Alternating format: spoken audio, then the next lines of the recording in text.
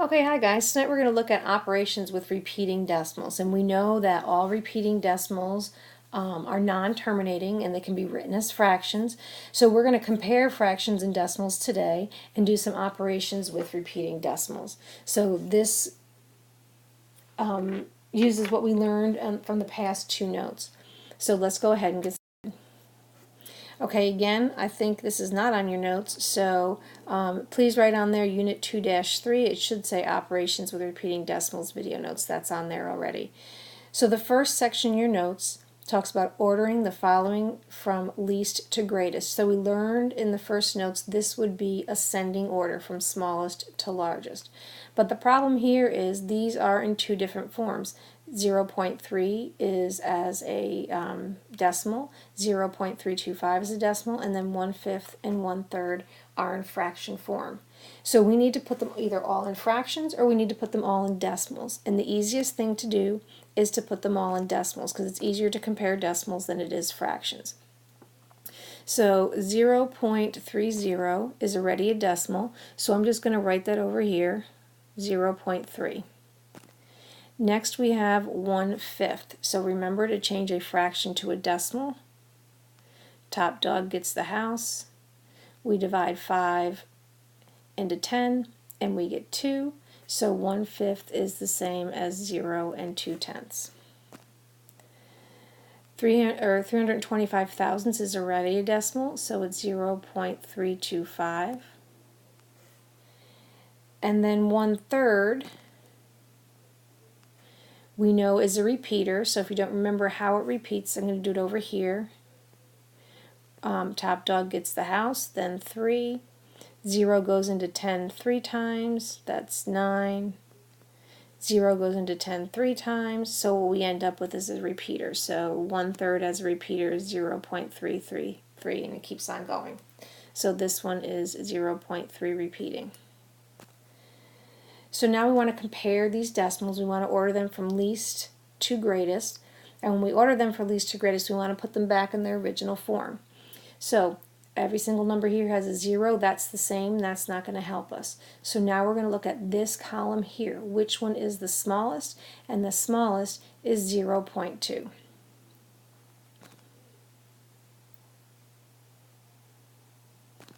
So 0.2 is the smallest. So I'm going to write this over to the side. 0.2 as a fraction was 1/5. That's the same as that one right there. So we're done with 0.2. So now if we look at the next numbers, these are all 3, so that's not going to help us. And there's nothing here and there's nothing here. So to make sure everybody has the same, or all the decimals have the same number of place values, I can go ahead and add zeros right here. So again, since these are all the same now, I need to go to the hundredths place. I have a 3, a 2, and a 0. Out of those 3 place values, which one is the smallest? It's this one right here. So in its original form, this fraction here is the next one, this one right here, and that was 0.3. That's that one right there. So again, back to our numbers. This didn't help us because they're the same, but now we have a 2 and a 3. Which one is smaller? It's the 2, so that's our next smallest number, or our next largest number, however you look at it. And we're done with that one. So 0.325 was already in a decimal form, so now we have 0.325, and that leaves 1/3 as the largest. So again, change them all to decimals, line them up, and take a look and order them just like money from least to greatest. Okay, let's take a look at your paper. Which one is the largest value? So again, some of these are in, they're all in different forms. So here we have a repeater, here we have a fraction, we have another repeater, and we have another fraction. So we want to get these all into decimal form. So let's go ahead and do that. We know that 0.4 repeating,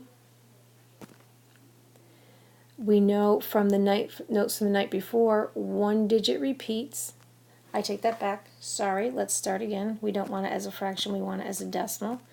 So to write that as a repeater, it's 0.444, and it keeps on going on and on.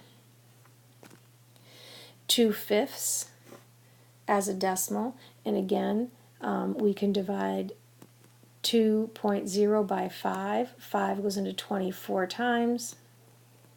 So we're done. So this is 0.4. And I'm just going to leave it like that for now. 0.55 repeating is 0.555. And again, it goes on forever. It's a repeater. Letter B, 2/5 is a terminating decimal. And then finally, 3/5.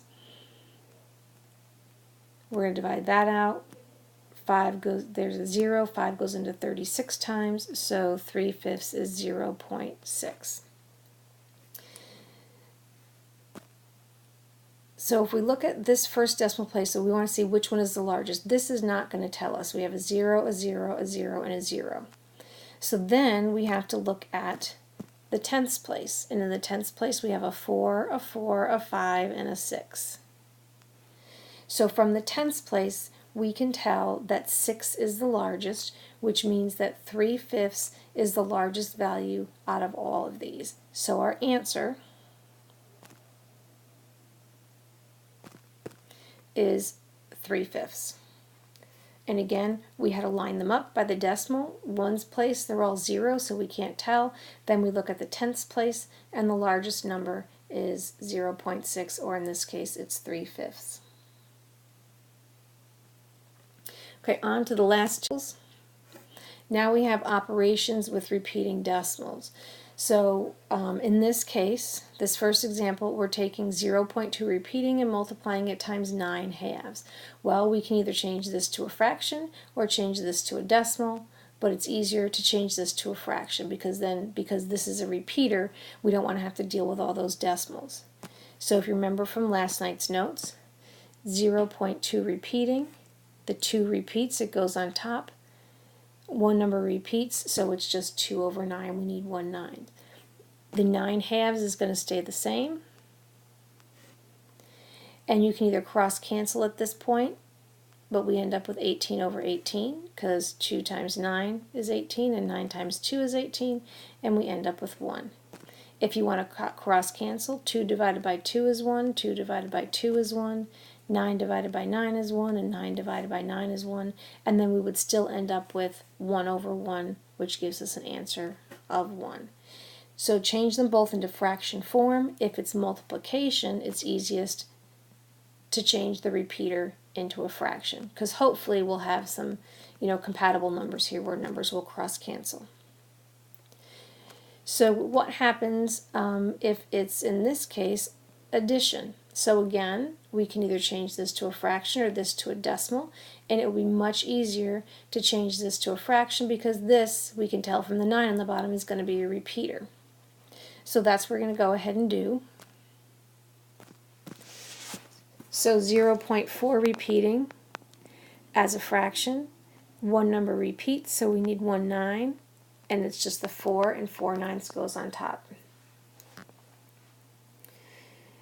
We want to change 2 and 5 ninths to an improper fraction. 2 times 9 is 18, 18 plus 5 is 23, and then just bring down our denominator. So luckily for us, we have matching denominators, so we can just add the numerator and keep the denominator the same. So on top is 4 plus 23, and on the bottom is 9. And what we end up with is 27 over 9, and then 27 divided by 9 is 3. And that's it. So again, let's just recap. If we are comparing numbers, we want to put them all in decimal forms if we're comparing decimals and fractions. If we're doing operations, it's easier to change the repeating decimal to a fraction and then just follow the rules for multiplying or adding or dividing or subtracting decimal or fractions. Okay, so again, we're going to work on this in class tomorrow. If you have any questions, please write them down, and have a good night.